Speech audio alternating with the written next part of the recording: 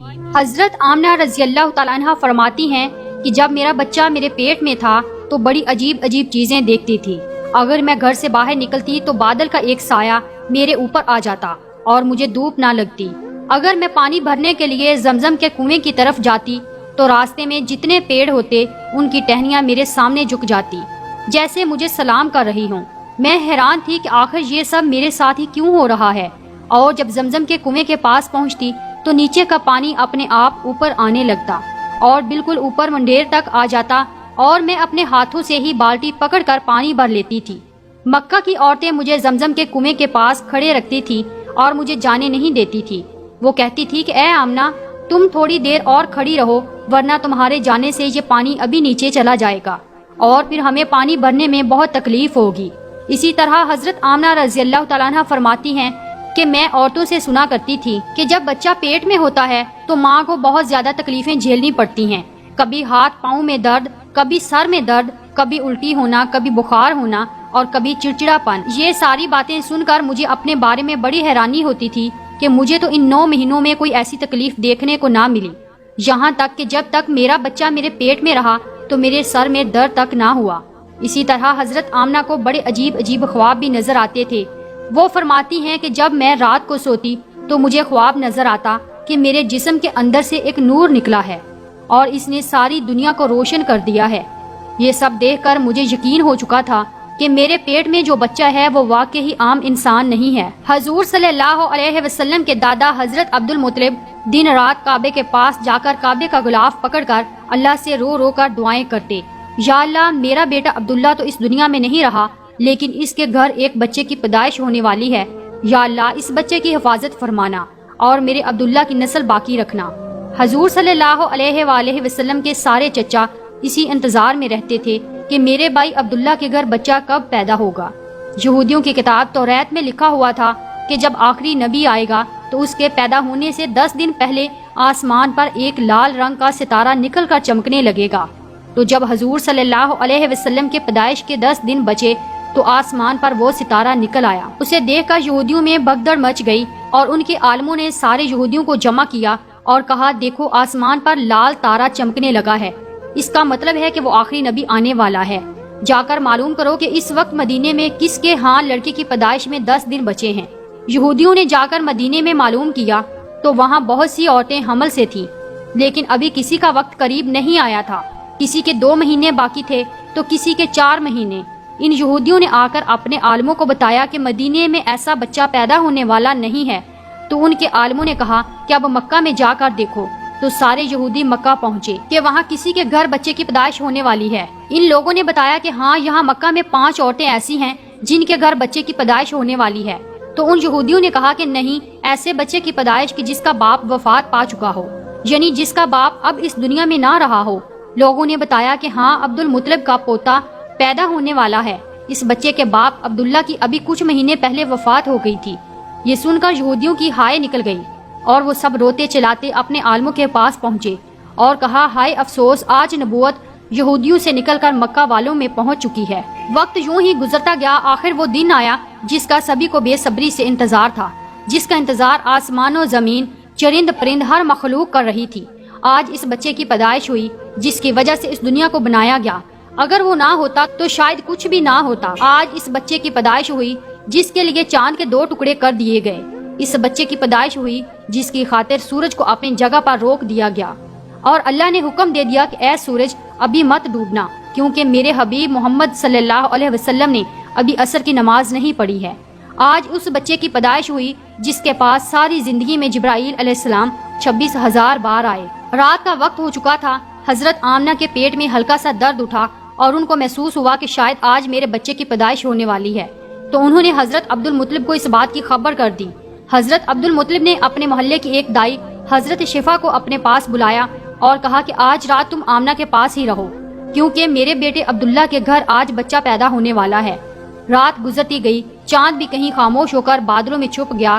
حضرت آمنہ رضی اللہ تعالیٰ عنہ فرماتی ہیں کہ جس رات میرے گھر بچے کی پیدائش ہوئی تو اس دن میرے گھر میں غریبی کا یہ عالم تھا کہ ہمارے ہاں چراغ میں تیل جلانے کے بھی پیسے نہیں تھے۔ اس غریبی میں ہمارے آقا صلی اللہ علیہ وسلم اس دنیا میں تشریف لائے اس رات حضرت عبد المطلب اور ان کے سارے لڑکے گھر کے باہر بیٹھے رہے کہ اگر میرے بھائی عبداللہ کی بیوی کے ساتھ کوئی بھی حادثہ ہو تو ہم فوراً اس کے لیے علاج کا انتظام کریں گے۔ پوری رات کوئی بھی نہیں سویا۔ رات ڈلتی جا رہی تھی، چاند بھی خاموش ہو کر ڈوب چکا تھا، ہر طرف اندھیرا ہی اندھیرا تھا، گھر کے اندر بھی اندھیرا، گھر کے باہر بھی اندھیرا۔ سحری کا وقت ہو چکا تھا کہ اچانک حضرت آمنہ کے پیٹ میں ہلکا سا درد اٹھا اور وہ سمجھ گئی کہ اب بچے کی پیدائش ہونے والی ہے۔ انہوں نے دائی شفا کو آواز دے کر کہا کہ مجھے درد ہو رہا ہے۔ 1 گھنٹہ پیدائش کو گزرا اور پھر صبح ہونے سے کچھ پہلے ہمارے آقا صلی اللہ علیہ وسلم اس دنیا میں تشریف لائے۔ حضور صلی اللہ علیہ وسلم کی پیدائش پر 3 باتیں بڑی عجیب ہوئیں جنہیں دیکھ کر دائی شفا بھی حیران رہ گئی۔ پہلی چیز کہ جب بچہ پیدا ہوتا ہے تو اس کے ناف ماں کی آنت سے جڑی ہوئی ہوتی ہے، لیکن ہمارے حضور صلی اللہ علیہ وسلم کی ناف ماں کی آنت سے بالکل الگ تھی۔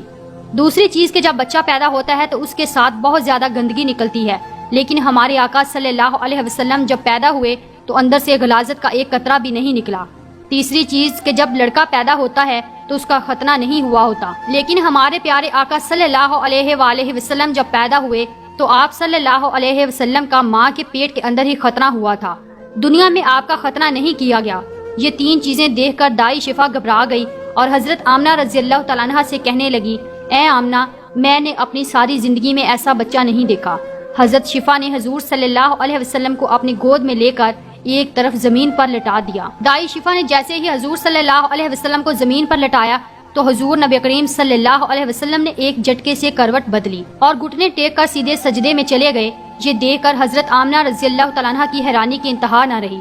پورے 15 منٹ تک حضور نبی کریم صلی اللہ علیہ وسلم سجدے میں رہے اور پھر اپنا سر اٹھا کر آسمان کی طرف انگلی سے اشارہ کیا اور ساری دنیا کو بتا دیا کہ اے لوگو، اس دنیا کو پیدا کرنے والی ذات صرف اللہ ہی کی ہے۔ حضرت آمنہ رضی اللہ تعالیٰ عنہ فرماتی ہیں کہ میں نے اپنے بچے کو اپنی گود میں لیا تو اچانک کیا دیکھتی ہوں کہ آسمان کے تارے زمین کے قریب ہوتے چلے جا رہے ہیں، اور پھر اچانک ایک بادل کا سایہ میرے کمرے کے اندر آیا اور پھر میری گود سے میرا بچہ اس بادل کے سائے میں غائب ہو گیا۔ اس بادل کے اندر سے ایک آواز آنے لگی، اے جبرائیل علیہ السلام، اس بچے کو ساری دنیا کے چکر لگواؤ، سارے نبیوں کی خوبیاں دو، یوسف کی خوبصورتی دو، اسے ایوب کا صبر دو، اسے ابراہیم کی دوستی دو، اسے داؤد کی میٹھی زبان دو۔ اور پھر حضرت آمنہ رضی اللہ تعالیٰ عنہ فرماتی ہیں کہ تھوڑی دیر بعد وہ بادل کا سایہ ختم ہو گیا اور میں دیکھتی ہوں کہ میرا بچہ میری گود میں لیٹا ہوا تھا۔ صبح ہونے والی تھی۔ دائی شفا نے باہر نکل کر حضور نبی کریم صلی اللہ علیہ وسلم کے دادا حضرت عبد المطلب کو خوشخبری سنائی اور کہا کہ اے عبد المطلب، تجھے پوتا مبارک ہو۔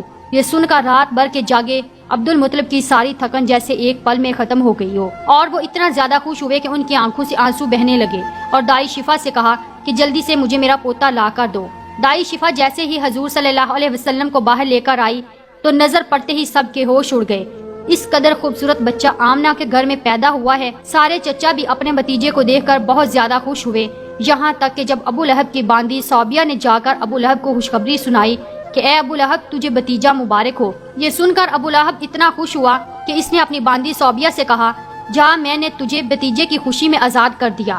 حضرت عبد المطلب بہت بوڑھے ہو چکے تھے، لیکن پھر بھی مارے خوشی کے اپنے پوتے کو گود میں لیے کعبہ کی طرف دوڑتے چلے جا رہے تھے۔ سارے مکہ والے بھی خوشی سے نعرہ لگاتے ہوئے حضرت عبد المطلب کے پیچھے چل رہے تھے۔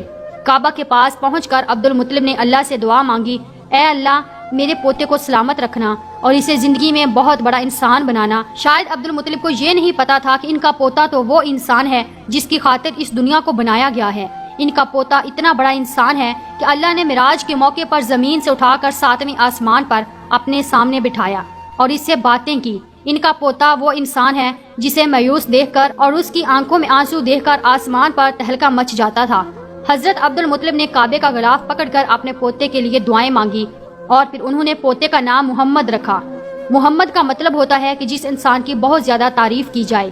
یہ نام سن کر مکہ والے کہنے لگے، اے عبد المطلب، یہ ایک ایسا عجیب سا نام تم نے اپنے پوتے کا رکھ لیا ہے، ہم نے تو آج تک ایسا نام نہیں سنا۔ تو حضرت عبد المطلب نے جواب دیا کہ اے مکہ والو، تمہیں کیا پتا کہ میرے اس بچے کی ایک دن ایسی شان ہوگی، لوگ اس کے پیچھے چلیں گے۔ ایک بار حضور اکرم صلی اللہ علیہ وسلم مدینے میں اپنے صحابہ کرام کے ساتھ بیٹھے ہوئے تھے تو حضور کریم صلی اللہ علیہ وسلم کے چچا حضرت عباس نے فرمایا، اے اللہ کے رسول، مجھے بچپن ہی میں معلوم ہو گیا تھا کہ آپ بڑے ہو کر کوئی بہت بڑے انسان بنو گے۔ حضور صلی اللہ علیہ وسلم نے پوچھا، اے چچا جان، آپ کو کیسے پتا؟